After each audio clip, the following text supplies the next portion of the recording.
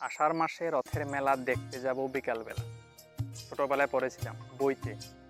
তো আজকে এমনিতেই রথ, বিকাল হলে আমরা ছোট বড় কচি কাঁচা সবাই মিলে রথে যাব। রথের আনন্দ উপভোগ করব। রথে গিয়ে সেই ছোটবেলায় হারিয়ে যাব, যখন মা বাবার সঙ্গে রথে যেতাম। সেই দৃশ্যগুলি এখনো চোখের মধ্যে ভেসে বেড়ায়। মায়ের হাত ধরে, বাবার হাত ধরে রথে যাওয়া, রথে গিয়ে মা ওই জিনিসটা আমাকে কিনে দাও, বাবা এটা আমাকে কিনে দাও। সেই দিনগুলি এখনো মনে পড়ে। কিন্তু বড় হয়ে গেছি তো দিনগুলি মনে পড়ে, কিন্তু ফিরে আসে না। আমি এখন যে জায়গায় আছি, ছোটবেলায় তো আর যেতে পারবো না। তো ছোটরা যখন এই কাজগুলি করে, এটা কিনে দাও ওটা কিনে দাও, তখন একটু আবেগিত হয়ে যায়।